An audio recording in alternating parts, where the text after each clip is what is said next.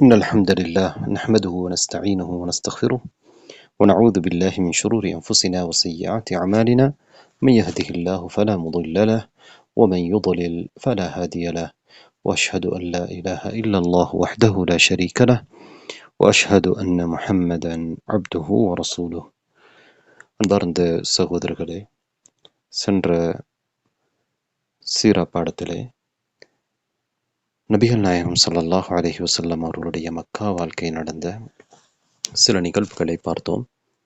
அதிலே ஆயிஷா ரதியல்லாஹு அன்ஹா அவர்களையும் சௌதா ரதியல்லாஹு அன்ஹா அவர்களையும் நபி அவர்கள் ஹதீஜா ரதியல்லாஹு அன்ஹா அவர்களுடைய மரணத்திற்கு பிறகு மணந்து கொண்டார்கள் என்பதை பார்த்தோம்.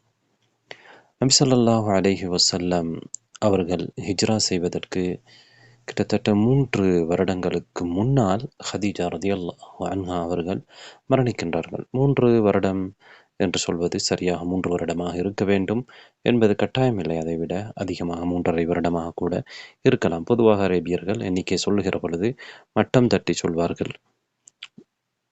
அதாவது 3.5 வருடத்தை 4 வருடம் என்றோ அல்லது 3 வருடம் என்றோ சொல்வது வழமை இருக்கிறது. எனவே நபிகள் நாயகம் ஸல்லல்லாஹு அலைஹி வஸல்லம் அவர்களுடைய அந்த மனைவிக்கு பிறகு நபி ஸல்லல்லாஹு அலைஹி வஸல்லம் அவர்கள் ஆயிஷா ரதியல்லாஹு அன்ஹா அவர்களை மணந்து கொண்டார்கள்.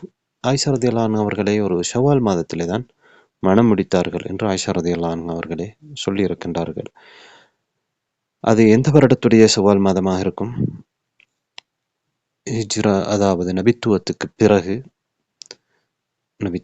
பிறகு 11வது ஆண்டுடைய ஷவ்வால் மாதமாக அது இருக்கும். அப்போது ஆயிஷா ரதியல்லாஹு அன்ஹா அவர்களுக்கு 7 வயது என்று ஒரு அறிவிப்பு இருக்கிறது. அதிகமான அறிவிப்புகளிலே 6 வயது என்று இருக்கிறது. அவர்கள் 6 வயதை பூர்த்தி செய்து 7வது வயதிலே நுழைந்திருக்கலாம். ஆனால் ஆயிஷா ரதியல்லாஹு அன்ஹா அவர்களோடு மக்காவிலே நபி ஸல்லல்லாஹு அலைஹி வஸல்லம் அவர்கள் ஒன்றாக வாழவில்லை. மதீனாவுக்கு வந்ததற்கு பிறகு ஆயிஷா ரதியல்லாஹு அன்ஹா அவர்களுக்கு 9 வயதுக்கு பிறகுதான் அவர்களோடு நபி அவர்கள் வாழ்ந்தார்கள். நபி அவர்கள் மரணிக்கின்ற பொழுது ஆயிஷா ரதியல்லாஹு அன்ஹா அவர்களுக்கு 18 வயது. ஆயிஷா ரதியல்லாஹு அன்ஹா அவர்கள் நபி அவர்களோடு 9 வருடங்கள் வாழ்ந்தார்கள். இங்கே சௌதா ரதியல்லாஹு அன்ஹா அவர்களை ஹஜ்ஜுடைய காலத்தில் நபி அவர்கள் முடித்தார்கள் என்று நாங்கள் பார்த்தோம். எனவே நபி ஸல்லல்லாஹு அலைஹி வஸல்லம் அவர்களுடைய அந்த திருமணம் ஆயிஷா ரதியல்லாஹு அன்ஹா அவர்களை முடித்தது ஷவ்வால் மாதத்திலே. அதுவும் ஹஜ்ஜுடைய மாதங்களிலே ஒரு மாதம்தான். அதை அடுத்து வரக்கூடிய மாதம் துல்காதா, அதை அடுத்து வரக்கூடிய மாதம் துல்ஹிஜ்ஜா. எனவே சௌதா ரதியல்லாஹு அன்ஹா அவர்களுடைய சகோதரன் ஹஜ்ஜுக்கு போயிருந்த நேரம் அவர்களுடைய தந்தை அவர்களை முடித்து கொடுத்தார். பிறகு அவர் திரும்பி வந்து கவலைப்பட்டார் என்ற அந்த ஹவுலா பின்து ஹக்கீம் அவர்கள்தான் அதை திருமணம் பேசினார்கள் என்ற செய்திகளை நாங்கள் பார்த்தோம். அந்த சம்பவங்கள் ஒரே நாளிலே ஒரே அடுத்தடுத்த நாட்களிலே நடந்திருக்க வேண்டும் என்பது கட்டாயமில்லை. எனவே இது ஆயிஷா ரதியல்லாஹு அன்ஹா அவர்களுடைய ஷவ்வால் மாதத்தில் நடந்த திருமணம். இவர்களுடைய திருமணம் அதுக்கு அடுத்த மாதங்களிலே துல்கஅதாவுடைய கடைசியில் அல்லது துல்ஹிஜ்ஜாவுடைய ஆரம்பத்திலே நடந்திருக்கலாம். அல்லாஹு அலம். அதே போன்று இறுதியாக நாம் அன்சாரிகளை நபி அவர்கள் சந்தித்ததை பற்றி பார்த்தோம். அதிலே அன்சாரிகளை நபி ஸல்லல்லாஹு அலைஹி வஸல்லம் அவர்கள் சந்தித்த அந்த ஆண்டு நபித்துவத்திற்கு பிறகு 11வது ஆண்டு. அந்த ஆண்டிலே சில அன்சாரிகளை ஸல்லல்லாஹு அலைஹி வஸல்லம் சந்திக்கிறார்கள், அதாவது மதீனாவாசிகளை. அந்த செய்தியை அன்சாரிகளிலே இருக்கக்கூடிய ஒரு தாபிஈ அறிவிக்கின்றார். அந்த நிகழ்விலே கலந்து கொண்டவர்களிடமிருந்து அந்த செய்தியை அவர் அறிவிக்கின்றார். அவர்தான் ஆசிம் இப்னு உமர் இப்னு கதாதா. இந்த ஆசிம் என்பவர் நபி தோழர்களிடமிருந்து ஹதீஸ்களை அறிவித்திருக்கின்றார். அவர் இந்த செய்தியை இந்த நிகழ்விலே பங்கேற்றவர்களிடமிருந்து அறிவிக்கின்றார். அந்த செய்தியை நாங்கள் இறுதியாக பார்த்திருந்தோம். நபி அவர்கள் அவர்களை சந்தித்து நீங்கள் யார் என்று கேட்டார்கள். அவர்கள் நாங்கள் ஹசரஜ் கோத்திரத்தை சேர்ந்த சிலர் என்று சொன்னார்கள்.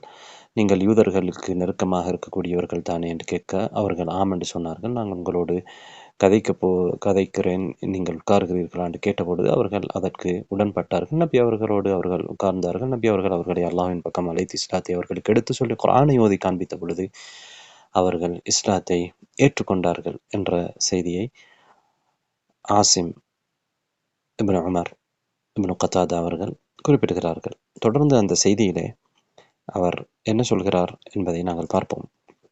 அவர் என்ன சொன்னார்கள் என்றால், وكان مما صنع الله لهم في الإسلام أن يهودا كانوا معهم ببلادهم. அல்லாஹு தாலா இந்த அன்சாரிகளுக்கு செய்த ஒரு நலவு என்ன தெரியுமா? யூதர்கள் அவர்களோடு அவர்களுடைய ஊரிலே வாழ்ந்தார்கள். இது அல்லாஹு தாலா அவர்களுக்கு செய்த ஏற்பாடு. வகானு அஹ்ல கிதாபின் வஇல், யூதர்கள் ஒரு வேதமும் அறிவும் கொடுக்கப்பட்டவர்களாக இருந்தார்கள். வகானல் ஔஸ் வல் ஹஸ்ரஜு அஹ்ல ஷிர்க், ஔஸ் ஹஸ்ரஜ் கோத்திரங்கள் ஷிர்க் செய்யக்கூடிய முஷ்ரிக்குகளாக இருந்தார்கள். அஸ்ஹாபு அவ்தான், சிலை வணங்கிகளாக இருந்தார்கள். ஃபகானு இதா கான பைனஹும் ஷை, இந்த ஔஸ் ஹஸ்ரஜுக்கும் அதே போன்று யூதர்களுக்கும் இடையில ஏதாவது பிரச்சனை வருகிற பொழுது யூதர்கள் என்ன சொல்வார்கள்? இன்ன நபியன் மபஊஃபுனில் ஆன கத் அதல்ல ஜமானு, ஒரு நபி வர இருக்கிறார், அவருடைய காலம் நெருங்கிவிட்டது. நத்தபிஉ ஃபனக்துலுக்கும் மஅஹு கத்ல ஆதின் வ இரம், அவர் வந்ததற்கு பிறகு அந்த நபியை நாங்கள் பின்பற்றுவோம், அவரோடு சேர்ந்து உங்களை நாங்கள் தாறுமாறாக கொலை செய்வோம், ஆது இரம் கூட்டங்கள் கொல்லப்பட்டதை போன்று நாங்கள் கொலை செய்வோம் என்று சொல்வார்கள். நபி ஸல்லல்லாஹு அலைஹி வஸல்லம் அவர்கள் இவர்களோடு, இந்த ஹஸ்ரஜை சேர்ந்தவர்களோடு பேசி அவர்களை இஸ்லாத் அல்லாஹ்வின் பக்கம் அழைத்த பொழுது அவர்களுடைய சிலரை பார்த்து என்ன சொன்னார்களாம்?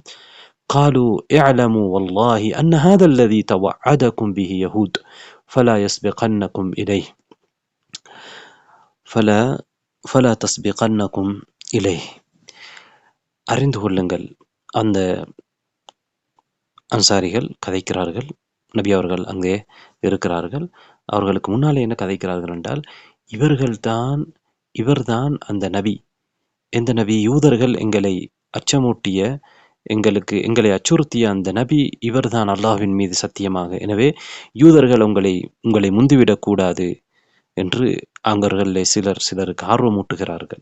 நாங்கள் இதை ஏற்றுக்கொள்வோம், இவர்கள் சொல்வது சரி என்று சொல்கிறார்கள். அதனால் நபி அவர்கள் அல்லாஹ்வின் பக்கம் அவர்களை அழைத்த பொழுது அவர்கள் அதற்கு பதிலளித்தார்கள், இஸ்லாத்தை ஏற்றுக்கொண்டார்கள். நபி அவர்களிடத்தில் அவர்கள் என்ன சொன்னார்கள் என்றால், இன்னா கத் தரக்னா கௌமனா வலா கௌம பைனஹும் மினல் அதாவதி வஷ்ஷர்ரி மா பைனஹும், நாங்கள் எங்களுடைய கூட்டத்தை எப்படி விட்டு வந்திருக்கிறோம் தெரியுமா? அவர்களிடத்திலே கெடுதியும் பகைமையும் எந்த ஒரு கூட்டத்திலும் இல்லாத அளவுக்கு இருக்கிறது என்று சொல்கிறார்கள். ஏனென்றால் அவர்களுக்கு இடையிலே நடந்த அந்த புஆஸ் யுத்தத்திலே நாங்கள் ஏற்கனவே பார்த்தோம். அதாவது நபி அவர்கள் ஹிஜ்ரா செல்வதற்கு 5 வருடங்களுக்கு முன்னால், சிலர் 3 வருடம் என்று சொல்வார்கள், நடந்த அந்த ஔஸ் ஹஸ்ரஜுக்கு இடையில் நடந்த யுத்தத்திலே அவர்கள் கடுமையாக பாதிக்கப்பட்டிருந்தார்கள். அவர்கள் ஒற்றுமைப்பட வேண்டும் என்ற மனோநிலையிலே அவர்களிலே புத்திஜீவிகள் இருந்தார்கள். எனவே அவர்கள் தொடர்ந்து என்ன சொல்கிறார்கள் என்றால், நபி அவர்களை பார்த்து, வஅஸல்லாஹு அன் யஜ்மஅஹுமுல்லாஹு பிக், உங்கள் மூலமாக அல்லாஹு தஆலா அவர்களை ஒன்று சேர்த்துவதற்கு, ஒற்றுமைப்படுத்துவதற்கு போதுமானவன் என்று சொல்கிறார்கள். வஸனக்திமு அலைஹிம் ஃபனதுஹும் இலா அம்ரிக், அவர்களிடம் சென்று, எங்களுடைய கூட்டத்திடம் நாங்கள் சென்று நீங்கள் சொல்லக்கூடிய விடயத்தின் பக்கம் அவர்களை நாங்கள் அழைக்கின்றோம். வனஅர்து அலைஹிம் அல்லதி அஜப்னாக இலைஹி மின் ஹாதா தீன், இந்த தீனை நாங்கள் ஏற்றுக்கொண்டோம், இதே தீனை நாங்கள் அவர்களுக்கு எடுத்து சொல்ல இருக்கிறோம். ஃபஇன் யஜ்மஅஹுமுல்லாஹு அலைக ஃபலா ரஜுல அஅஸ்ஸ மின்க், அல்லாஹு தஆலா உங்களிடம் அவர்களை ஒன்று சேர்ப்பானேயானால் உங்களை விட பலமான ஒருவர் இருக்க மாட்டார் என்று அவர்கள் நபிகள் நாயகம் ஸல்லல்லாஹு அலைஹி வஸல்லம் அவர்களிடத்திலே சொல்லிவிட்டு திரும்பி சென்று விடுகிறார்கள் அவருடைய நாட்டுக்கு. அவர்கள் ஈமான் கொண்டார்கள், நபி அவர்களை உண்மைப்படுத்தினார்கள். இதுதான் ஆசிம் இப்னு உமர் அறிவிக்கக்கூடிய செய்தி. இந்த நிகழ்விலே கலந்து கொண்டவர்களிடமிருந்து, இந்த நிகழ்விலே கலந்து கொண்டவர்கள் அவர்களுடைய ஊருக்கு, மதீனாவுக்கு, யத்ரிபுக்கு திரும்பி சென்று விட்டார்கள். சென்று அவர்களுடைய அங்கே இருந்த மக்களுக்கு மத்தியிலே அவர்கள் பிரச்சாரம் செய்கின்றார்கள். இந்த பிரச்சாரத்தின் காரணமாக பலர் இஸ்லாத்துக்குள் வருகின்றார்கள், இஸ்லாத்தினால் கவரப்படுகின்றார்கள். அல்லாஹுவை இணை வைக்கின்றவர்களுக்கு மத்தியிலே அல்லாஹுவை மாத்திரம் வணங்குகின்றவர்கள் அந்த மதீனாவிலே உருவாகின்றார்கள். அடுத்த வருடம் ஹஜ்ஜுக்கு வருகின்றார்கள். அடுத்த வருடம், அதாவது நபித்துவத்துக்கு பிறகு 12வது ஆண்டு. அப்படி வருகின்ற பொழுது பொதுவாக முஷ்ரிக்குகளும் ஹஜ்ஜுக்கு வருவார்கள், நாம் பலமுறை சொல்லியிருக்கின்றோம். ஆனால் இந்த முஷ்ரிக்குகளோடு முஃமின்களும் ஏகத்துவத்தை விளங்கியவர்களும் அல்லாஹ்வை ஓர்மைப்படுத்துகின்றவர்களும் மதீனாவிலே இருந்து ஹஜ்ஜுக்காக வருகின்றார்கள். ஆரம்பத்தில் சந்தித்தவர்களுடைய எண்ணிக்கை 6ஆக இருந்தது என்று வரலாற்று செய்திகளில் இருக்கிறது. இந்த முறை வரக்கூடியவர்கள் எத்தனை பேர்? 12 பேர். இப்போதுதான், இந்த வருடம்தான் முதலாவது அகபா உடன்படிக்கை நடக்கின்றது. அகபா என்பது எங்களுக்கு தெரியும், ஷைத்தானுக்கு கல்லறிகின்ற, அந்த ஜம்ராக்களுக்கு கல்லறிகின்ற இடம். அந்த இடத்திலே, அதாவது ஷைத்தானுக்கு இப்ராஹிம் நபி அவர்கள் கல்லறிந்த இடம், அந்த இடத்திலே அகபா இருக்கிறது. இந்த அகபாவிலே அவர்கள் நபியர்கள் நாயகம் ஸல்லல்லாஹு அலைஹி வஸல்லம் அவர்களை சந்தித்து உடன்படிக்கை செய்கின்றார்கள். நபி ஸல்லல்லாஹு அலைஹி வஸல்லம் அவர்களிடத்தில் என்ன சொல்கிறார்கள்? வாருங்கள், உடன்படிக்கை செய்யுங்கள், அல்லாஹுக்கு எந்த ஒன்றையும் இணை வைக்க மாட்டோம், திருட மாட்டோம், விபச்சாரம் செய்ய மாட்டோம், குழந்தைகளை கொலை செய்ய மாட்டோம், இட்டுக்கட்ட மாட்டோம், எந்த ஒரு நல்ல விஷயத்திலும் மாறு செய்ய மாட்டோம் என்று உடன்படிக்கை செய்வதற்கு வாருங்கள் என்று அவர்களை நபி ஸல்லல்லாஹு அலைஹி வஸல்லம் அவர்கள் அழைக்கின்றார்கள். அவர்கள் உடன்படிக்கை செய்கின்றார்கள் நபி ஸல்லல்லாஹு அலைஹி வஸல்லம் அவர்களோடு. இதை பற்றி அந்த உடன்படிக்கையில் கலந்து கொண்ட உபாதத் இப்னு ஸாமித் ரலியல்லாஹு அன்ஹு அவர்கள் சொல்கின்றார்கள்,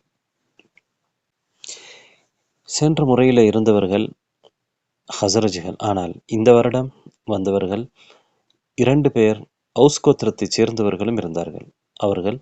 அவர்களுடைய கோத்திரத்துக்கு மத்தியிலே கூடுதலாக பிரச்சாரம் செய்திருக்கிறார்கள். அதே நேரத்திலே அவர்களுக்கும் யாருக்கும் இடையிலே பகைமை இருந்ததோ அந்த சகோதர கோத்திரத்திலும் சில பேரை இஸ்லாத்தின் பக்கம் கவர்ந்திருந்தார்கள். அதனால் அவுஸ் கோத்திரத்தைச் சேர்ந்த இருவரும் இந்த 12 பேரிலே இருந்தார்கள். இஸ்லாத்தின் கொடியின் கீழ் அவர்கள் ஒன்று சேர்ந்திருந்தார்கள். இதை பற்றி உபாதத் இப்னு ஸாமித் ரலியல்லாஹு அன்ஹு அவர்கள் சொல்கின்றார்கள், குந்து ஃபீ மன் ஹதர அல் அகபத்தல் ஊலா, முதலாவது அகபா உடன்படிக்கையிலே நான் கலந்து கொண்டேன். வகுன்ன 12 ரஜுலா, நாங்கள் 12 ஆண்கள் இருந்தோம். ஃபபாயஅனா ரசூலுல்லாஹி ஸல்லல்லாஹு அலைஹி வஸல்லம் அலா பைஅத்தின் நிஸா, அதாவது பெண்கள் செய்யக்கூடிய அந்த பைஅத்தை நாங்கள் செய்தோம். அதாவது அல்லாஹ் தஆலா குர்ஆனிலே பெண்கள் வந்தால் அவர்களோடு இவ்வாறு பைஅத் செய்ய வேண்டும் என்று சொல்லியிருக்கின்றான். அதாவது ஹுதைபியா உடன்படிக்கைக்கு பிறகு அந்த ஆயா இறக்கப்பட்டது. அதுக்கு பிறகு பெண்கள் வருகின்ற பொழுது அவர்களோடு எப்படி பயா செய்ய வேண்டும் என்பதை அல்லாஹ் தஆலா சொல்கிறான். அதே வார்த்தைகள் தான் இந்த பயாவிலும் இருந்தது என்பதை உபாதத் இப்னு ஸாமித் ரலியல்லாஹு அன்ஹு அவர்கள் சொல்கின்றார்கள். அவர்கள் என்ன சொல்கிறார்கள்? وذلك قبل أن يفترض علينا الحرب, எங்களுக்கு யுத்தம் கடமையாக்கப்படுவதற்கு முன்னால் இந்த பைஆ நடந்தது. அதனால் இதில் யுத்தம் சம்பந்தமாக சொல்லப்படவில்லை. அதில் என்ன சொல்லப்பட்டது? அல்லாஹ்வுக்கு இணை வைக்கக்கூடாது, திருடக்கூடாது, விபச்சாரம் செய்யக்கூடாது, குழந்தைகளை கொலை செய்யக்கூடாது, இட்டுக்கட்டக்கூடாது, நல்ல விடயத்திலே அல்லாஹ்வின் தூதர் ஸல்லல்லாஹு அலைஹி வஸல்லம் அவர்களுக்கு மாறு செய்யக்கூடாது. எனவே ஃபஇன் வஃபைதும் ஃபலக்குமுல் ஜன்னah, இந்த பைஆவை நீங்கள் சரியான முறையில் நிறைவேற்றினால் உங்களுக்கு சுவர்க்கம் இருக்கிறது. வஇன் கஷீதும் மின் தாலிக ஷைஅன், இதில் ஏதாவது ஒரு குற்றத்தை பாவத்தை நீங்கள் செய்தால் ஃபஅம்ருக்கும் இலல்லாஹ், உங்களுடைய விடயம் அல்லாஹ்வின் பக்கம் இருக்கிறது. இன்ஷா கஃபர வ இன்ஷா அத்தப, அவன் நாடினால் உங்களை மன்னிப்பான், அவன் நாடினால் உங்களுக்கு தண்டனை தருவான் என்பதுதான் இந்த முதலாவது அகபா உடன்படிக்கையிலே செய்யப்பட்ட ஒப்பந்தம். சூரத்துல் மும்தஹினாவிலே அல்லாஹு தஆலா ஹுதைபியா உடன்படிக்கைக்கு பிறகு அந்த பெண்கள் வருகிற பொழுது அவர்களுக்கு என்ன வார்த்தைகளை சொல்லி உடன்படிக்கை செய்ய வேண்டும் என்று அல்லாஹ் சொல்கிறான். யா அய்யுஹன் நபியு இதா ஜாஅக்கல் முஃமினாத்து யுபாயிஅனக என்ற அந்த ஆயாவிலே அதே போன்ற ஒரு உடன்படிக்கை தான் இந்த உடன்படிக்கையாக இருந்தது என்று உபாதத் இப்னு ஸாமித் ரலியல்லாஹு அன்ஹு அவர்கள் சொல்கின்றார்கள். நாம் நூடாசிரியர் இது சம்பந்தமாக என்ன சொல்லியிருக்கிறார் என்பதை பார்க்க தவறிவிட்டோம். இனி அவர் சுருக்கமாக என்ன சொல்லியிருக்கிறார் என்பதை பார்த்துவிட்டு திரும்பவும் நாங்கள் இந்த அகபா உடன்படிக்கை சம்பந்தமாக பார்ப்போம். நூலாசிரியர் என்ன சொல்கிறார்னா, ثم قدم مكة في العام القابل 12 رجلا من الأنصار. அன்சார்களிலே 12 பேர் அடுத்த வருடம் மக்காவுக்கு வந்தார்கள். மின்ஹும் 5 من الستة الأولين. ஆரம்பமாக கலந்து கொண்ட அந்த 6 பேர்களிலே 5 பேர்கள் இருந்தார்கள். இந்த முறை வந்ததிலே 12 பேரிலே ஏற்கனவே வந்த 6 பேரிலே 5 பேர் இருக்கின்றார்கள். فبايعوا رسول الله صلى الله عليه وسلم على بيعة النساء الواردة في سورة الممتحنة عند العقبة. அகபா இடத்திலே, ஜம்ரத்துல் அகபா இடத்திலே சூரத்துல் மும்தஹினாவிலே இடம்பெற்றிருக்கக்கூடிய பெண்களோடு சம்பந்தப்பட்ட அந்த பைஆ அடிப்படையிலே நபிகள் நாயகம் ஸல்லல்லாஹு அலைஹி வஸல்லம் அவர்கள் அவர்களோடு பைஆ செய்தார்கள், உடன்படிக்கை செய்தார்கள். ثم انصرفوا إلى المدينة. பிறகு அவர்கள் மதீனாவுக்கு திரும்பி சென்று விட்டார்கள். அதே போன்று நூலாசிரியர் அல் பைஅத்து தானியா, இரண்டாவது அகபா உடன்படிக்கையை பற்றி என்ன சொல்கிறார்? ஃபகதிம அலைஹி ஃபில் ஆமில் காபிலி மின்ஹும். அதுக்கு அடுத்த வருடம் அவர்களிலே அன்சாரிகளிலே 73 ரஜுலன் வம்ரஅதானி, 73 ஆண்களும் 2 பெண்களும் வந்தார்கள். வஹும் அஹ்லுல் அகபத்தில் அஹீரா. அவர்கள்தான் இந்த இறுதி அகபாவுடைய அதற்கு சொந்தக்காரர்கள், அதாவது இரண்டாவது அகபாவில் கலந்து கொண்டவர்கள் அவர்கள்தான். ஃபபாயஉ ரசூலுல்லாஹி ஸல்லல்லாஹு அலைஹி வஸல்லம். அவர்கள் அல்லாஹ்வின் தூதரிடத்திலே பைஅத் செய்தார்கள். எப்படி பைஅத் செய்தார்கள்? அலா அன் யம்னஊஹு மிம்மா யம்னஊஹும் மின்ஹு நிசாஅஹும் வ அப்னாஅஹும் வ அன்ஃபுஸஹும். தங்களுடைய பெண்களையும் பிள்ளைகளையும் தங்கள் உயிர்களையும் அவர்கள் எப்படி பாதுகாப்பார்களோ, அதற்காக அவர்கள் எப்படி போராடுவார்களோ, அதே போன்று நபிகள் நாயகம் ஸல்லல்லாஹு அலைஹி வஸல்லம் அவர்களை பாதுகாப்பதாக அவர்கள் உடன்படிக்கை செய்தார்கள்.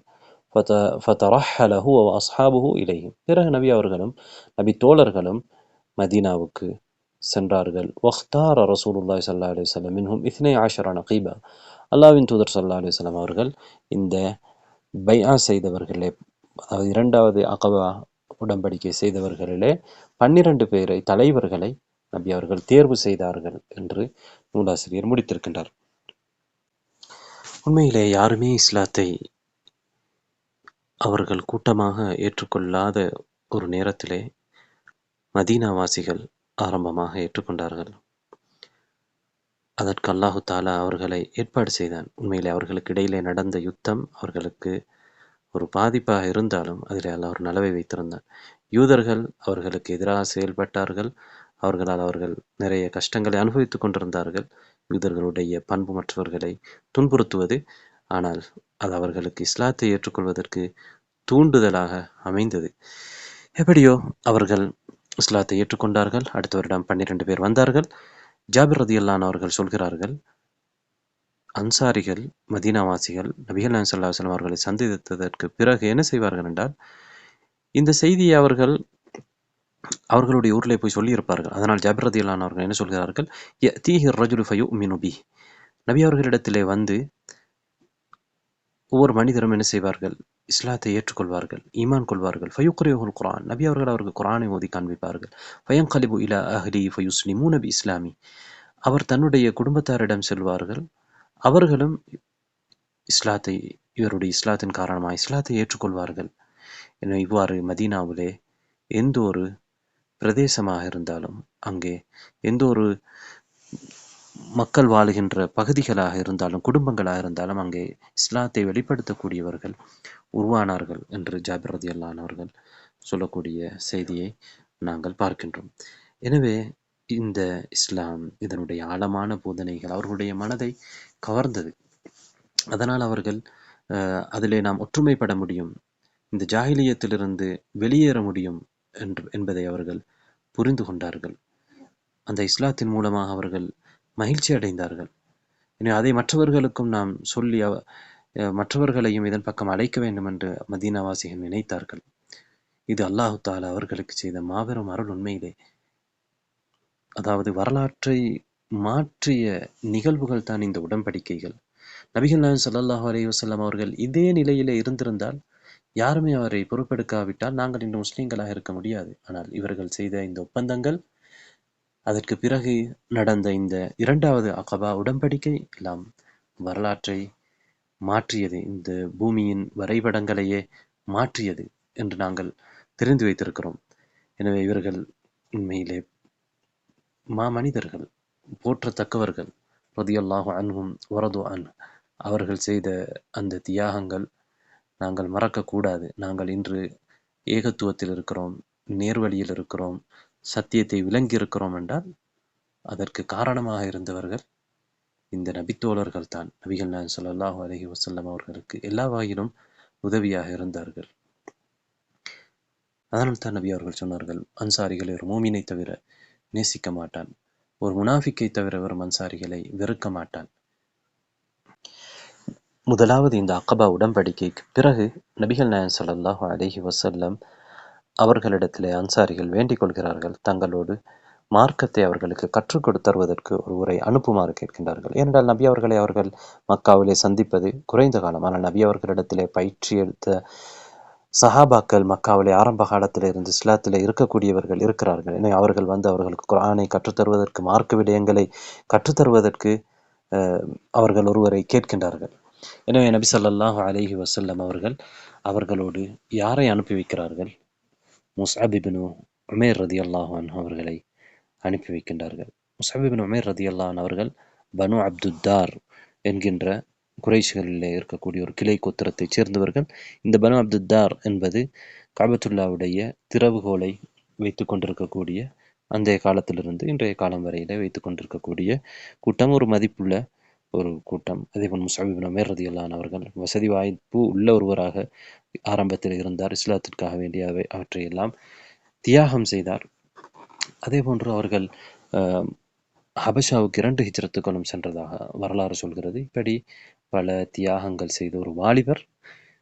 எனவே நபிகள் நாயகம் ஸல்லல்லாஹு அலைஹி வஸல்லம் அவர்கள் புதிய ஒரு ஊருக்கு ஒரு தாயாக, ஒரு பிரச்சாரகராக அனுப்பக்கூடிய ஒருவர். அவர் அவர்களுக்கு முன்மாதிரியாக இருக்க வேண்டும், அவரிடத்தில் அறிவு இருக்க வேண்டும். நபி அவர்களோடு தொடர்பு கொள்ள முடியாது, இன்றைய காலத்திலே கொண்டு போன் பண்ணி கேட்க முடியாது. எனவே ஒரு அறிவுள்ள, நல்ல பண்பாடுள்ள ஒருவரைத்தான் நபிகள் நாயகம் ஸல்லல்லாஹு அலைஹி வஸல்லம் அவர்கள் அனுப்பியிருக்க முடியும். எனவே முஸ்அப் இப்னு உமைர் ரலியல்லாஹு அன்ஹு அவர்களை நபிகள் நாயகம் ஸல்லல்லாஹு அலைஹி வஸல்லம் அவர்கள் அனுப்புகின்றார்கள். இந்த முஸ்அப் ரலியல்லாஹு அன்ஹு அவர்கள் சென்று அஸ்அத் இப்னு ஸுராரா என்பவருடைய வீட்டிலே அல்லது அஸ்அத் இப்னு ஸுராரா அவர்களோடு அங்கே தங்குகிறார்கள். அவர்களோடு இந்த பிரச்சாரத்தை ஆரம்பிக்கின்றார்கள். ஆரம்பமாக ரகசியமாக அந்த பிரச்சாரத்தை அவர்கள் மதீனாவிலே உள்ள மக்களுக்கு இடையிலே சொல்கின்றார்கள். அதன் மூலமாக பலர் அவர்களுடைய பிரச்சாரத்தின் மூலமாக இஸ்லாத்துக்குள் நுழைகின்றார்கள். முஸ்அப் ரலியல்லாஹு அன்ஹு அவர்களுடைய தஅவா பிரச்சாரத்தை பற்றி பல தாபியீன்கள் அறிவிக்கக்கூடிய பல செய்திகளை, வரலாற்று செய்திகளை நாங்கள் பார்க்க முடிகின்றது. அதிலே ஒன்றுதான் உர்வா ரஹிமஹுல்லாஹ் அவர்கள் தொட்டும் வரக்கூடிய ஒரு செய்தி. தெரியும், உர்வா முக்கியமான ஒரு வரலாற்று ஆசிரியர். ஆயிஷா ரலியல்லாஹு அன்ஹா அவர்களுடைய மாணவர். அதிகமான செய்திகளை சஹாபாக்களிடமிருந்து அறிவிக்கக்கூடியவர். ஆயிஷா ரலியல்லாஹு அன்ஹா அவர்களுடைய சகோதரியுடைய மகன். அவர் அறிவிக்கக்கூடிய ஒரு செய்தியிலே முஸ்அப் ரலியல்லாஹு அன்ஹு அவர்கள் மதீனாவிலே அஸ்அத் இப்னு ஸுராரா என்கின்ற அந்த நபித்தோழரிடத்திலே தங்கி இருக்கின்றார்கள். அவர்கள் ஒரு முறை பிர் மரக் என்கின்ற ஒரு இடத்துக்கு வருகின்றார்கள். அங்கே இருப்பவர்களை, இஸ்லாத்தை ஏற்றவர்களை வர சொல்கின்றார்கள். அவர்கள் அங்கே வருகின்றார்கள். முஸ்அப் ரலியல்லாஹு அன்ஹு அவர்கள் அவர்களுக்கு சொல்கின்றார்கள், இஸ்லாத்தை ஏற்றவர்களுமாக இருக்கலாம், ஏற்காதவர்களாக இருக்கலாம், அந்த பிரதேசத்தில் இருப்பவர்களை ரகசியமாக அழைத்து அவர்களுக்கு பிரச்சாரம் செய்கின்றார்கள். அந்த நேரத்திலே சஅத் இப்னு முஆத் ரலியல்லாஹு அன்ஹு அவர்கள் இஸ்லாத்தை ஏற்றுக்கொள்வதற்கு முன்னால் அவர்கள் அவுஸ் கோத்திரத்திலே ஒரு தலைவராக இருந்தார்கள். அஸ்அத் இப்னு ஸுராரா அவர்கள் சஅத் இப்னு முஆத் அவர்களுடைய இப்னு ஹாலாஸ், அதாவது தாயின் சகோதரியின் மகன். ஆனால் 2 பேரும் தந்தை அடிப்படையிலே வெவ்வேறு கோத்திரங்கள். அஸ்அத் இப்னு ஸுராரா அவர்கள் ஹஸ்ரஜ் கோத்திரத்தை சேர்ந்தவர், சஅத் இப்னு முஆத் அவர்கள் அவுஸ் கோத்திரத்தை சேர்ந்தவர். இந்த நேரத்திலே சஅத் இப்னு முஆத் ரலியல்லாஹு அன்ஹு அவர்களிடத்திலே இந்த செய்தி சொல்லப்பட்ட பொழுது அவர் என்ன செய்கிறார் என்றால், ஆயுதங்களோடு அங்கே வந்து சஅத் இப்னு ஸுராரா அவர்களை பார்த்து சொல்கிறார், ஏன் இவரை இந்த பரதேசியை, இந்த தனித்த ஒருவரை எங்களுடைய பிரதேசங்களிலே அழைத்து வந்து பிரச்சாரம் செய்கின்றீர்கள். அசத்தியத்தை எங்களிடையே உள்ள பலவீனமானவர்களுக்கு நீங்கள் சொல்லி அவர்களை அவர் மடையனாக்குகின்றார். உங்களையும் அதன் பக்கம் அழைக்கின்றார். எனவே இதற்கு பிறகு இந்த பக்கத்திலே உங்களை நாம் காணக்கூடாது என்று எச்சரிக்கை செய்கின்றார். எனவே இவர்கள் அந்த இடத்திலே இருந்து திரும்பி சென்று விடுகிறார்கள். மீண்டும் இரண்டாவது முறையும் என்ன செய்கிறார்கள் என்றால், அந்த இடத்துக்கு இவர்கள் செல்கின்றார்கள். அந்த நேரத்தில் சஅத் இப்னு முஆத் அவர்களுக்கு இந்த செய்தி சொல்லப்பட்ட பொழுது திரும்பவும் அவர் இந்த முறையும் என்ன செய்கிறார், இவர்களை எச்சரிக்கை செய்கிறார். ஆனால் இந்த முறை எச்சரிக்கை செய்கிற பொழுது ஆரம்பமாக அவர் செய்த அந்த எச்சரிக்கையை விட குறைவான அளவிலான எச்சரிக்கையாக இருந்தது. எனவே இதை பார்த்த பொழுது அஸத் இப்னு ஸுராரா அவர்கள் அவரிடத்தில் ஒரு மென்மைத்தன்மையை கண்ட பொழுது என்ன சொல்கிறார் என்றால், இப்னு ஹாலா இஸ்மா மின் கௌலி, என் தாயின் சகோதரி மகனே, அவர் சொல்வதை நீங்கள் கேளுங்கள். அதில் ஏதாவது தவறு இருந்தால் நீங்கள் அவருக்கு அதை எடுத்து சொல்லுங்கள், அதை நீங்கள் மறுத்துரையுங்கள். நீங்கள் சத்தியத்தை செவிமடுத்தால் அதுக்கு நீங்கள் பதிலளியுங்கள், அதை நீங்கள் ஏற்றுக்கொள்ளுங்கள் என்று சொன்ன பொழுது சஅத் இப்னு முஆத் அவர்கள் கேட்கின்றார்கள், அவர் என்ன சொல்கிறார்?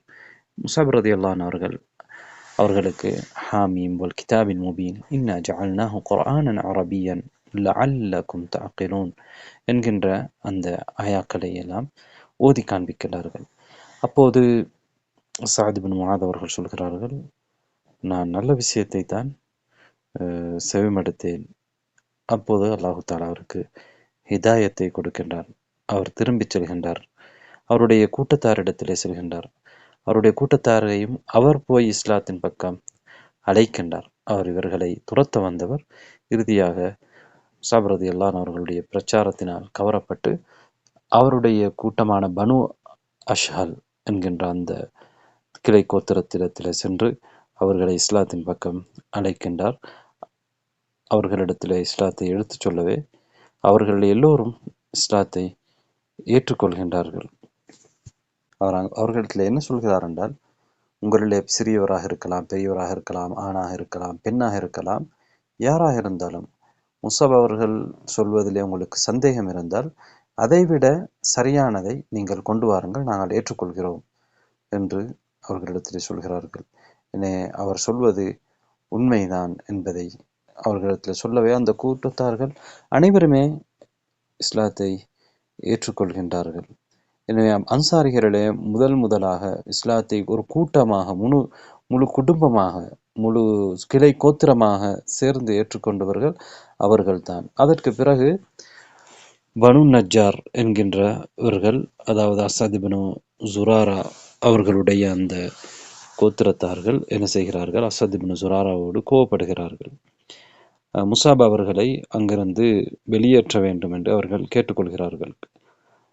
அஸத் இப்னு ஸுராராவோடு கடுமையாக நடக்கின்றார்கள். இதனால் முஸஅப் ரலியல்லாஹு அவர்கள் சஅத் இப்னு முஆத் இடத்திலே சென்றார்கள். அவரிடத்திலே தான் தொடர்ந்து இருந்தார்கள். அவர்கள் மூலமாக முஸஅப் ரலியல்லாஹு அவர்கள் மூலமாக அல்லாஹு தஆலா நிறைய பேருக்கு நேர்வழியை கொடுத்தான். எனவே அன்சாரிகளிலே உள்ள எல்லா கிளை கோத்திரங்களும் அவர்களிலே அதிகமான பல பேர் இஸ்லாத்துக்குள் வந்தார்கள். அவர்களிலே முக்கியமான தலைவர்கள் எல்லாம் இஸ்லாத்துக்குள் வந்தார்கள். அம்ர் இப்னுல் ஜமூஹ் போன்றவர்கள் இஸ்லாத்துக்குள் வந்தார்கள். அதே போன்று அவர்களுடைய சிலைகள் உடைக்கப்பட்டது. அங்கே முஸ்லிம்களுக்கு ஒரு பலம் வந்தது. அவர்களுடைய நிலைமை சீராகியது. எனவே முஸஅப் ரலியல்லாஹு அவர்கள் நபிகள் நாயகம் ஸல்லல்லாஹு அலைஹி வஸல்லம் அவர்களிடத்தில் திரும்பி வந்தார்கள். எனவே கிட்டத்தட்ட வரலாற்றின் அடிப்படையில் ஒரு வருடம் அங்கே பிரச்சாரம் செய்கின்றார்கள். அவர்களுக்கு அங்கே அல் முக்ரி, குர்ஆனை ஓதி காண்பிப்பவர் என்கின்ற பெயர் சூட்டப்பட்டிருந்தது. எனவே இவ்வாறு இந்த செய்தி உர்வா ரஹிமஹுல்லாஹ் அவர்கள் வழியாக வந்திருக்கிறது. இது போன்ற செய்திகள் அதில் சிறிய பலவீனங்கள் இருந்தாலும் பல வழிகளினால் இந்த மாதிரியான செய்திகள் வந்திருக்கின்றன. எனவே முஸஅப் ரலியல்லாஹு அவர்களுடைய பிரச்சாரத்துக்கு ஒரு உதாரணமாக நாங்கள் இதை பார்த்தோம். இப்போது நாங்கள் இரண்டாவது அகபா உடன்படிக்கை சம்பந்தமாக சற்று விரிவாக பார்ப்போம். எனவே மதீனாவிலே மக்கள் இஸ்லாத்தை அதிகமாக ஏற்றுக்கொண்டிருந்தார்கள். ஒவ்வொரு வருடமும் ஹஜ்ஜிக்கு மக்கள் வருவார்கள். அந்த அடிப்படையிலே மதீனாவில் இருந்து மக்கள் ஹஜ்ஜிக்காக நபித்துவத்துக்கு பிறகு 13வது ஆண்டும் வருகின்றார்கள். வருகின்ற பொழுது முஷ்ரிக்களும் வருவார்கள். அதே போன்று இப்போது இஸ்லாத்தை ஏற்றுக்கொண்டிருக்கக்கூடிய மூமின்களும் முஸ்லிம்களும் வருகின்றார்கள். இவர்கள் வந்து நபிகள் நாயகம் ஸல்லல்லாஹு அலைஹி வஸல்லம் அவர்களிடத்திலே பைஆ செய்கின்றார்கள். அதாவது அகபா என்கின்ற அந்த இடத்திலே, ஜம்ரத்துல் அகபாவுக்கு இடத்திலே துல்ஹிஜ்ஜா மாதத்துடைய 12வது நாளிலே, ஐயாமு தஷ்ரீக்குடைய அந்த நடுநாளிலே இரவிலே யாருக்கும் தெரியாமல் நபி அவர்களை சந்திப்பதற்கு அவர்கள் நேரம் கொடுத்திருந்தார்கள். இதை பற்றி ஜாபிர் ரலியல்லாஹு அன்ஹு அவர்கள் அறிவிக்கக்கூடிய செய்தியை நாங்கள் பார்ப்போம். ஜாபிர் ரலியல்லாஹு அன்ஹு அவர்கள் சொல்கிறார்கள், நாங்கள் சொல்லிக் கொண்டு வந்தோம், எதுவரைக்கும் நபிகள் நாயகம் ஸல்லல்லாஹு அலைஹி வஸல்லம் அவர்களை மக்காவிலே உள்ள மலைகளிலே அவர்கள் துரத்தப்படுகிற நிலையிலே, அச்சத்துக்கு உள்ளாக்கப்படுகிற நிலையிலே நாங்கள் விட்டு வைக்க முடியும் என்று சொல்லிக் கொண்டு வந்தோம். அப்போது எங்களிலே 70 ஆண்கள் இருந்தார்கள். அந்த வருடம் 70 ஆண்கள் நாங்கள் வந்தோம். ஃபவஅத்னாஹு ஷுஅபல் அகபா, 70 என்று ஜாபிர் ரலியல்லாஹு அன்ஹு அவர்கள் சொன்னாலும் வேறு அறிவிப்பிலே, கஅப் இப்னு மாலிக் அவர்களுடைய அறிவிப்பிலே மொத்தமாக 75 பேர் என்பது தெரிகிறது. என்றால் அவர் ஒரு அன்னளவாக சொல்லியிருக்கின்றார். 73 ஆண்களும் 2 பெண்களும். அந்த செய்தியை நாங்கள் பின்னர் பார்ப்போம்.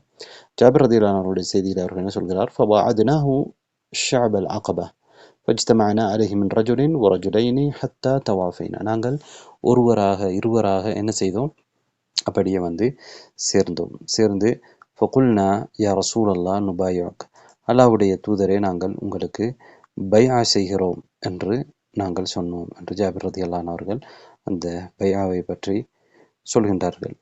இதிலே அவர்கள் எவ்வாறு பைஆ செய்கிறார்கள் என்றால், அன்று இரவு நபிகள் நாயகம் ஸல்லல்லாஹு அலைஹி வஸல்லம் அவர்களுக்கு சொல்கின்றார்கள், துபாயிஊனி அலா ஸம்இ வத்தாஅத்தி ஃபின் நஷாத்தி வல் கஸல், உற்சாகமாக இருக்கிற பொழுதும் சோம்பேறித்தனமாக இருக்கின்ற பொழுதும் நீங்கள் செவிமடுத்து கேட்டு நடப்பதற்கு, கட்டுப்பட்டு நடப்பதற்கு என்னிடத்தில் நீங்கள் பைஆ செய்யுங்கள், என்னிடத்தில் உடன்படிக்கை செய்யுங்கள். அதே போன்று வன்னஃபகத்தி ஃபில் உஸ்ரி வல் யுஸ்ர், கஷ்டமான நிலையிலும் வசதியுள்ள நிலையிலும் செலவு செய்வதற்கு பைஆ செய்யுங்கள்.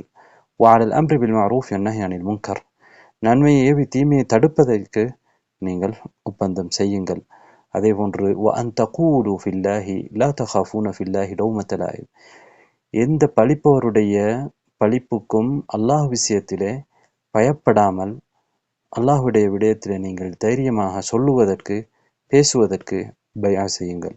வஅலா அன் தன்சுரூனி, எனக்கு நீங்கள் உதவி செய்வதற்கும், ஃபதம்னஊனி இதா கதிம்து அலைக்கும், நான் உங்களிடத்திலே வந்தால் எனக்கு உதவி செய்வதற்கும், என்னை பாதுகாப்பதற்கும், எவ்வாறு நீங்கள் உங்களையும் உங்கள் மனைவிமார்களையும் உங்கள் பிள்ளைகளையும் பாதுகாக்கிறீர்களோ அவ்வாறு பாதுகாப்பதற்கும் நீங்கள் உடன்படிக்கை செய்யுங்கள். வலக்குமுல் ஜன்னா, உங்களுக்கு சுவர்க்கம் இருக்கிறது என்று நபிகள் நாயகம் ஸல்லல்லாஹு அலைஹி வஸல்லம் அவர்கள் இந்த பைஆவிலே சொல்கின்றார்கள். அப்போது நாங்கள் அவர்களுக்கு பைஆ செய்வதற்கு எழும்பினோம், உட்பட்டோம். அந்த நேரத்திலே அஸ்அத் இப்னு ஜுராரா அவர்கள் நபிகள் நாயகம் ஸல்லல்லாஹு அலைஹி வஸல்லம் அவர்களுடைய கையை பிடித்தார்கள். அஸ்அத் இப்னு ஜுராரா அவர்கள் ஒரு சிறிய ஒருவராகத்தான் இருந்தார். அதாவது அன்சாரிகளிலே பெரிய வயது மூத்த ஒருவர் அல்ல, ஒரு ஓரளவுக்கு சிறிய வயதுடையவர். அவர் என்ன சொன்னார் என்றால், ருவைதான் அஹ்ல யத்ரிப், யத்ரிப் வாசிகளே கொஞ்சம் பொறுங்கள். فإنا لن نضرب أكباد الإبل إلا ونحن نعلم أنه رسول الله صلى الله عليه وسلم, நாங்கள் மதீனாவில் இருந்து யத்ரிபில் இருந்து பயணம் செய்து இங்கே வந்திருக்கிறோம் என்றால் எதற்காக வந்திருக்கிறோம், இவர்கள் அல்லாஹ்வுடைய தூதர் என்று நாங்கள் தெரிந்ததனால் தான் வந்திருக்கிறோம். ஆனால் وإن إخراجه اليوم مفارقة العرب كافة, அவர்களை நாங்கள் இன்று இங்கிருந்து வெளியேற்றுகிறோம் என்றால், அதாவது மக்காவில் இருந்து மதீனாவுக்கு அழைத்து செல்கிறோம் என்றால், அது முழு அரேபியர்களையும் நாங்கள் பகைக்கின்ற, அவர்களை பிரிகின்ற ஒரு செயல் என்றால், எல்லோரும் எங்களை முழுவதுமாக சேர்ந்து எதிர்ப்பார்கள் இந்த பிரச்சாரத்தை நாங்கள் செய்ய ஆரம்பித்தால். வகத்லு ஹியாரிக்கும், அதே போன்று உங்களிலே நல்லவர்கள் அதனால் கொலை செய்யப்படுவார்கள். வதஅத்துக்கும் ஸுயூஃப், அதே போன்று வாள்கள் உங்களை பதம் பார்க்கும். فَإِنْ أَنْتُمْ قَوْمٌ تَصْبِرُونَ عَلَى ذَلِكَ وَأَجْرُكُمْ عَلَى اللَّهِ.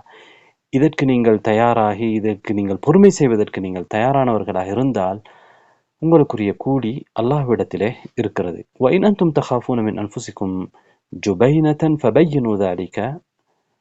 எனவே உங்களிலே சிறிதளவேனும் கோழைத்தனம் இருக்கும் என்று நீங்கள் பயந்தால், உங்களால் இதை நிறைவேற்ற முடியாமல் என்று பயந்தால், இப்போதே நீங்கள் இதை தெளிவுபடுத்துங்கள். அது அல்லாஹ்விடத்திலே உங்களுக்கு ஒரு நியாயமாக இருக்கும் என்று அந்த மக்களுக்கு உபதேசம் செய்கிறார்கள்.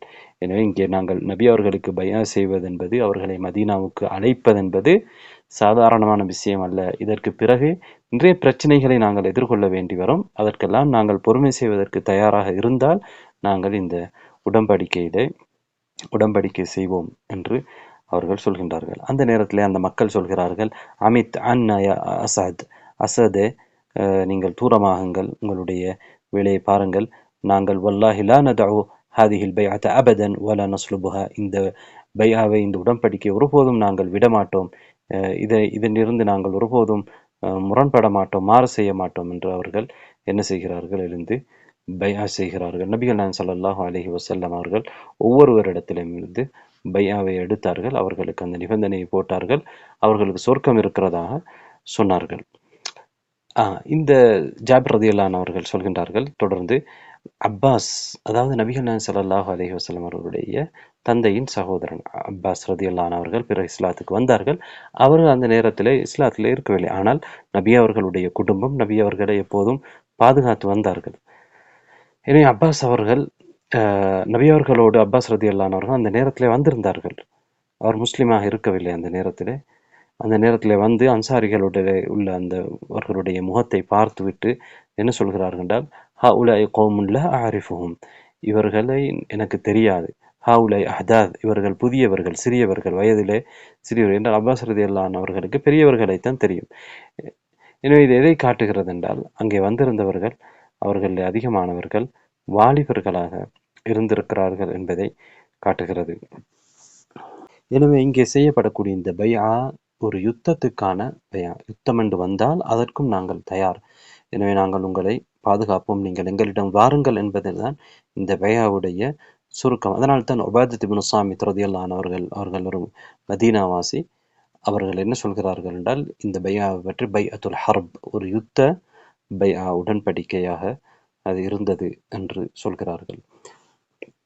ஏற்கனவே முதலாவது அகபா உடன்படிக்கையில் செய்யப்பட்ட பைஆவை பைஅத்துன் நிசா, பெண்களிடம் இருக்கப்படுகின்ற அந்த ஒரு பைஆவாக அது இருந்தது. அதே போன்று இந்த பைஆவிலே கலந்து கொண்ட இன்னொரு நபித்தோழர் தான் கஅப் இப்னு மாலிக் அல் அன்சாரி ரலியல்லாஹு அன்ஹு அவர்கள்.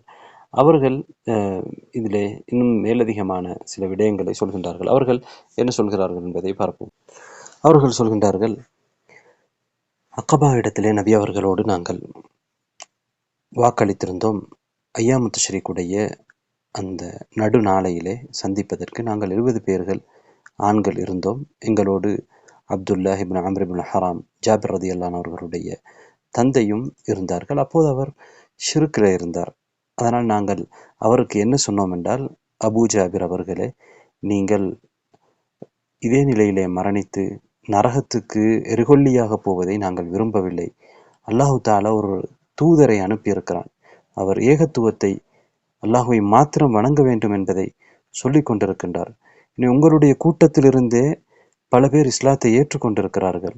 நாங்கள் அல்லாஹ்வின் தூதரோடு பையா செய்வதற்கு நேரம் குறித்திருக்கிறோம் என்று ஜாபிர் ரலியல்லாஹு அன்ஹு அவருடைய தந்தையையும் அழைக்கின்றார்கள். அப்போது அவர் இஸ்லாத்தை ஏற்றுக்கொள்கிறார், அவருடைய ஆடையை சுத்தம் செய்கிறார்.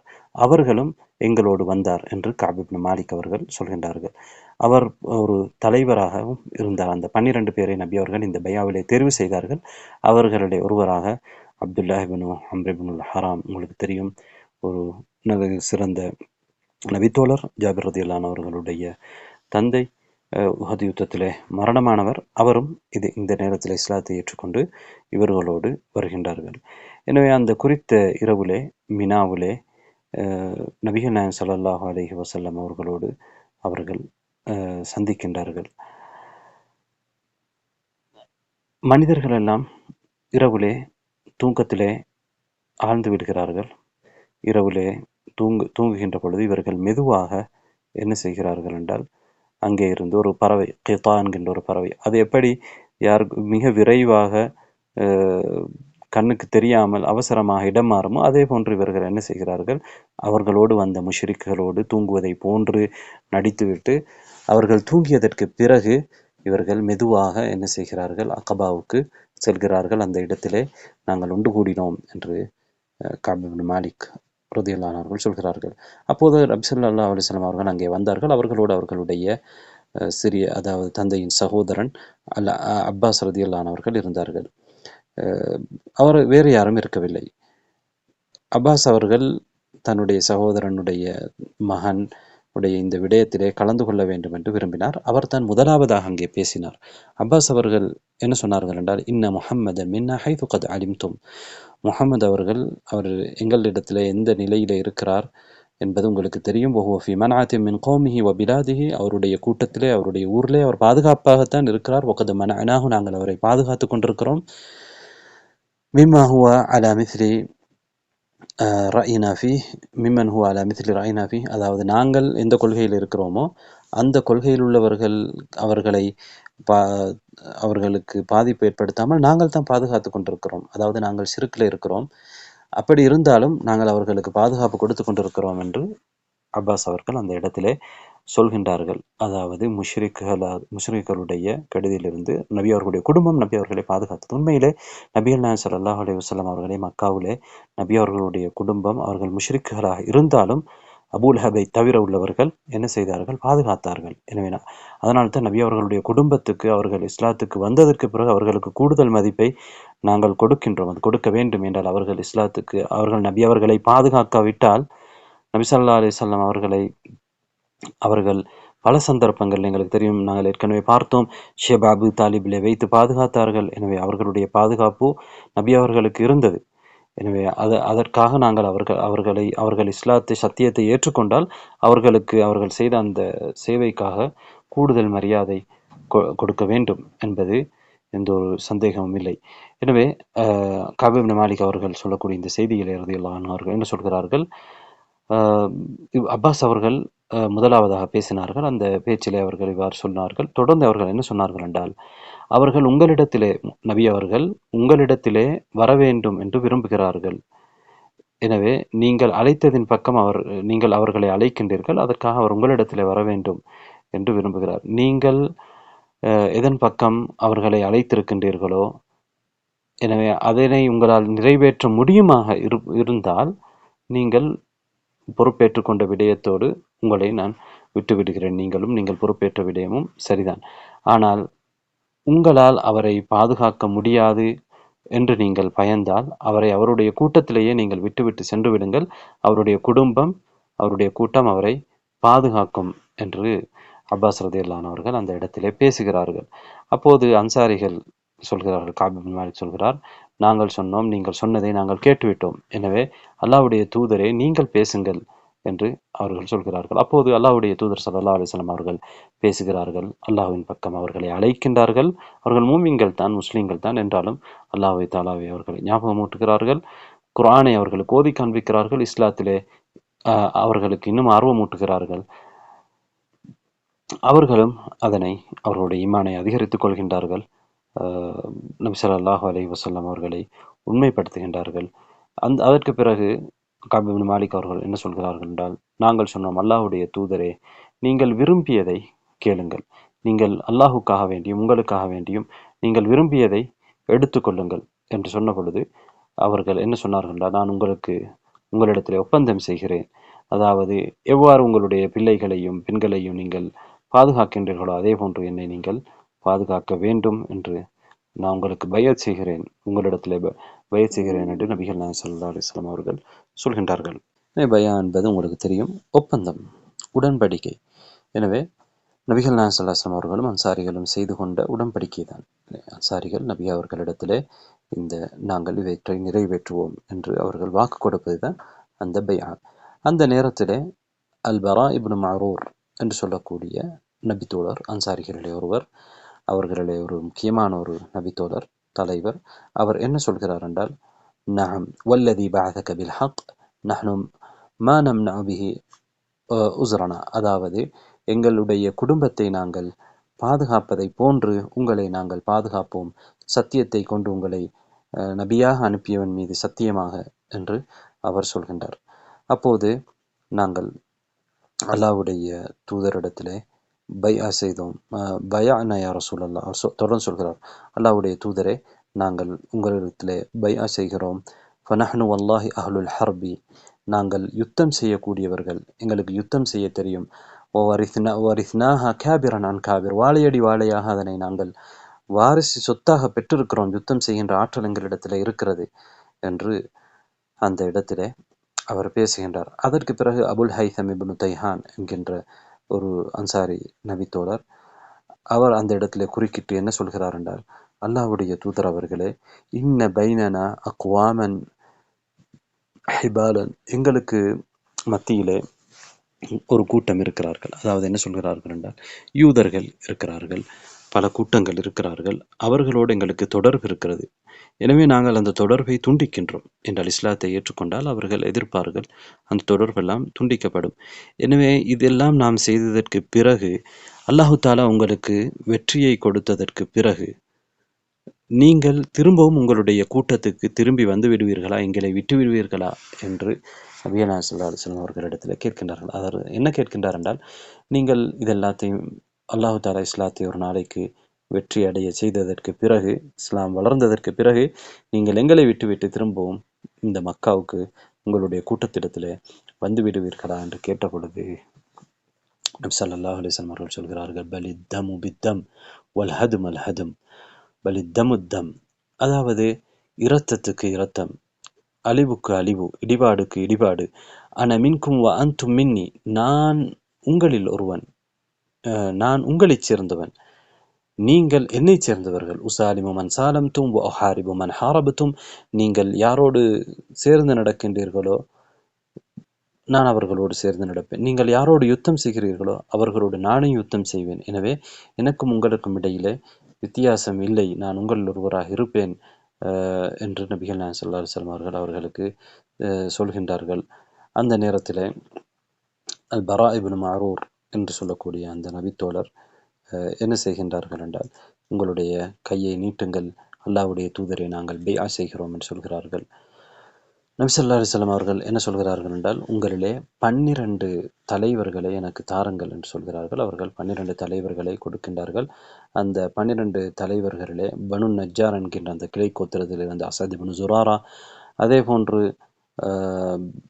பனு சலிமாவில் இருந்து பரா இப்னு மஅரூர், அதே போன்று ஜாபிர் ரலியல்லாஹு அன்ஹு அவர்களுடைய தந்தை அப்துல்லாஹ் இப்னு அம்ர் இப்னு ஹராம், பனு சாயிதா என்ற அந்த கிளை கோத்திரத்திலிருந்து சஅத் இப்னு உபாதா, அல் முன்திர் இப்னு அம்ர், அதே போன்று பனு ஜுரைக் என்கின்ற அந்த கோத்திரத்தில் கிளை கோத்திரத்திலிருந்து ராஃபி இப்னு மாலிக் இப்னு அஜ்லான், பனு ஹாரித் இப்னு ஹஸ்ரஜ் என்கின்ற அந்த கோத்திரத்திலிருந்து அப்துல்லாஹ் இப்னு ரவாஹா வ சஅத் இப்னு ரபீஅ், அதே மாதிரி அல் கவாஃபில் பனி அவுஃப் இப்னு ஹஸ்ரஜ் என்பதிலிருந்து உபாதத் இப்னு சாமித், பனு அப்துல் அஷ்ஹலிருந்து உசைத் இப்னு ஹுதைர், அபுல் ஹைதம் இப்னு தைஹான், அதே போன்று பனு அம்ர் இப்னு அவுஃபிலிருந்து சஅத் இப்னு ஹைதமா. இவ்வாறு 12 பெயர்களிலே 9 பேர் ஹஸ்ரஜ் கோத்திரத்தை சேர்ந்தவர்கள், 3 பேர் ஹவுஸ் கோத்திரத்தை சேர்ந்தவர்கள். ஹவுஸ் கோத்திரம் என்பது ஹஸ்ரஜ் கோத்திரத்தை விட எண்ணிக்கையிலே குறைவானவர்கள்.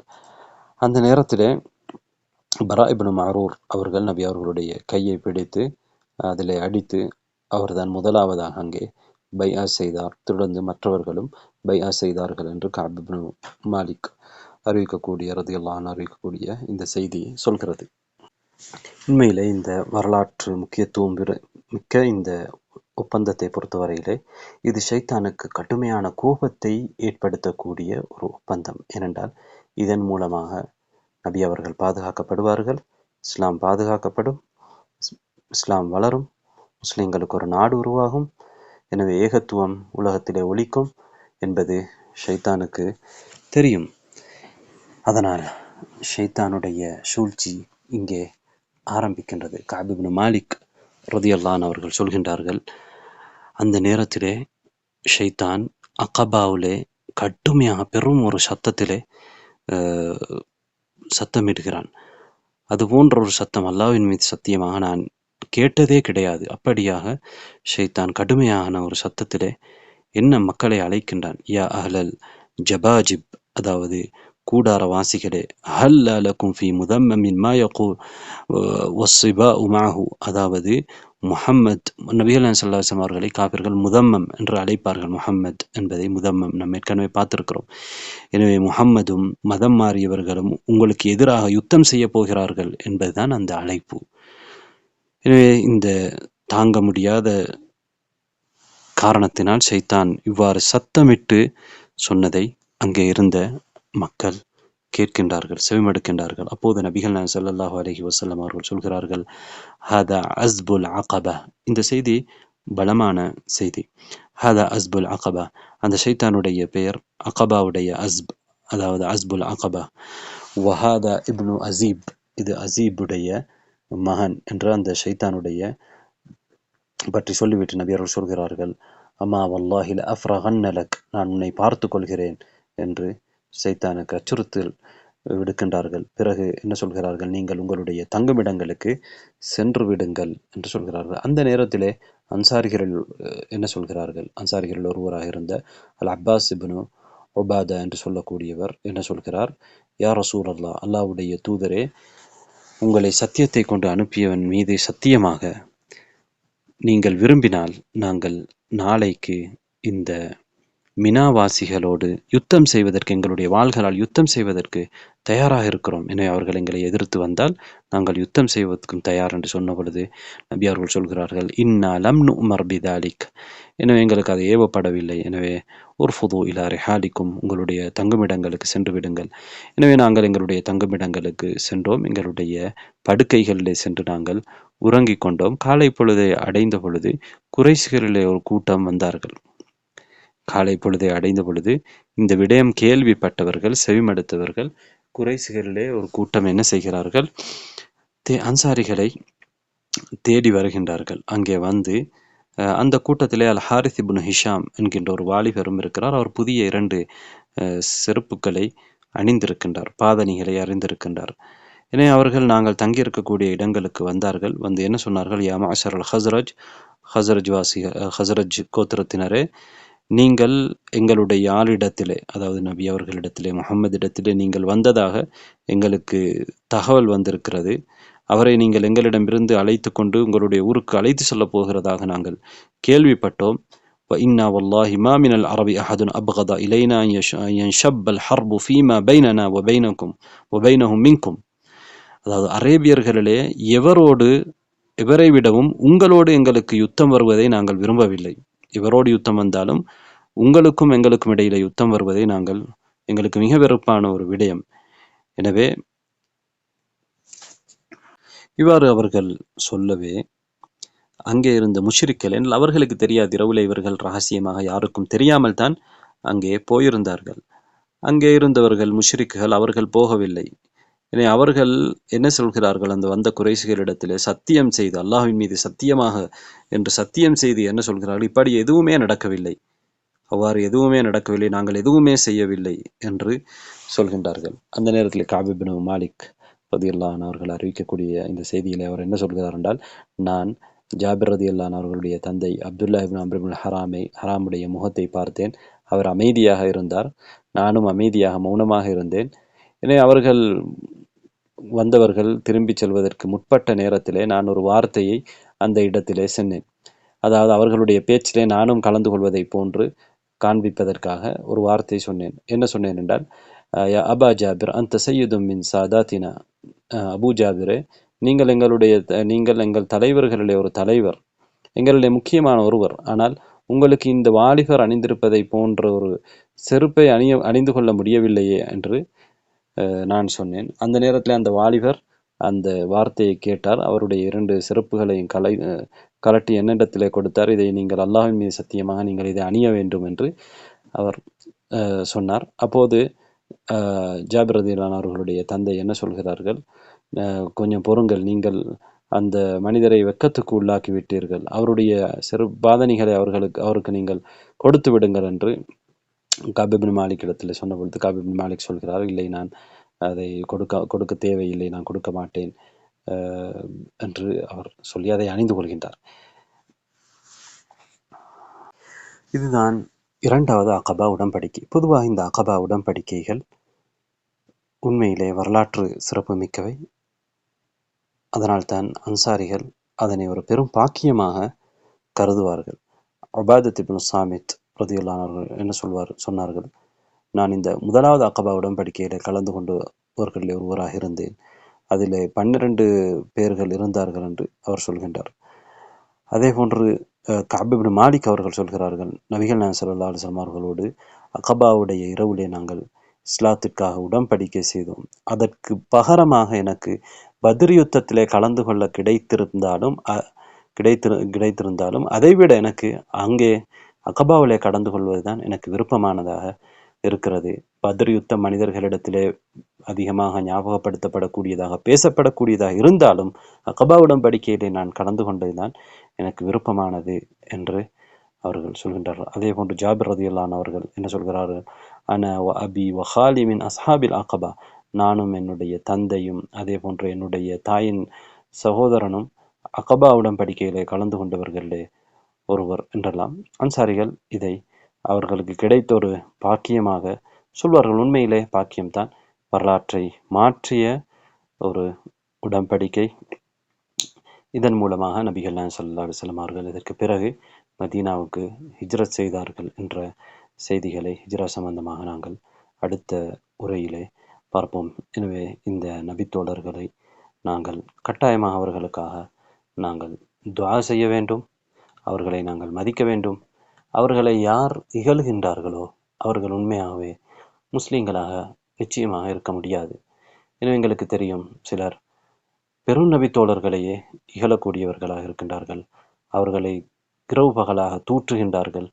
நபிகள் நாயகம் ஸல்லல்லாஹு அலைஹி வஸல்லம் அவர்களுடைய அன்பு மனைவியான ஆயிஷா ரலியல்லாஹு அன்ஹா அவர்களை மோசமான வார்த்தைகளால் வர்ணிக்கின்றார்கள். குர்ஆனை அதன் மூலமாக பொய்ப்பிக்கின்றார்கள்.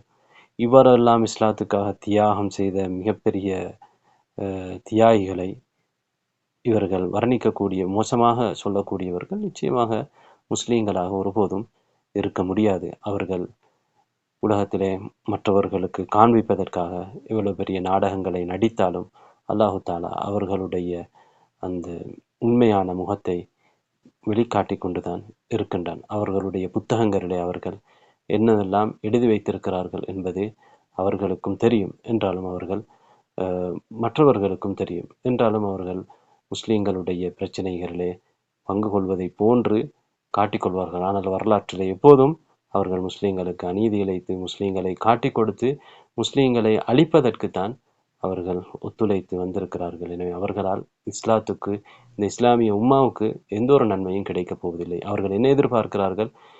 காபாவை பிடிக்க வேண்டும், மக்கா மதீனாவை எங்களுடைய ஆட்சிக்கு கீழால் கொண்டு வர வேண்டும், எங்களுடைய மஹதி வருவார், அவர்களோடு சேர்ந்து நாங்கள் அஹ்லு சுன்னாவை நாங்கள் அழித்தொழிப்போம். அதே போன்று அபூபக்கர் உமர் போன்றவர்களை எல்லாம், ஆயிஷா ரலியல்லாஹு அன்ஹா அவர்கள் போன்றவர்களெல்லாம் திரும்பவும் நாங்கள் எழுப்பி அவர்களுக்கு தண்டனை கொடுப்போம் என்றெல்லாம் அவர்கள் கனவு கண்டு கொண்டிருக்கின்றார்கள். அல்லாஹு தஆலா அவர்கள் சொல்லக்கூடிய மஹதி வரப்போவதும் இல்லை. அப்படியான ஒரு மஹதி இல்லை. இஸ்லாத்திலே ஒரு மஹதி இருக்கிறது. அந்த மஹதி தான் வருவார்களே தவிர அவர்கள் நினைப்பதை போன்ற ஒரு மஹதி கிடையாது. அவர்கள் பொய்யான பிழையான மார்க்கத்திலே யூதர்களால் உருவாக்கப்பட்ட, அதே போன்று மஜூசிகளால் உருவாக்கப்பட்ட ஒரு மார்க்கத்திலே அவர்கள் இருந்து கொண்டிருக்கிறார்கள். எல்லா மதங்களிலிருந்தும் சில விடயங்களை எடுத்து அவர்கள் இஸ்லாத்தோடு கலந்து ஒரு மார்க்கத்தை உருவாக்கி வைத்திருக்கிறார்கள். எனவே அவர்களுக்கும் இஸ்லாத்துக்கும் சம்பந்தமில்லை. எல்லா மக்களும் அவர்களுடைய நபியுடைய தோழர்களை அவர்கள் மதிப்பார்கள் அவர்களுடைய நபிக்கு பிறகு. ஆனால் இவர்கள் அவர்களுடைய நபியை மதிப்பதாக, எங்களுடைய நபியை மதிப்பதாக சொல்லிவிட்டு நபியுடைய தோழர்களை தூற்றுகின்றவர்களாக இவர்கள் இருக்கிறார்கள். எனவே இவர்களுடைய சூழ்ச்சியிலிருந்து அல்லாஹு தஆலா முஸ்லிம் சமூகத்தை பாதுகாப்பானாக.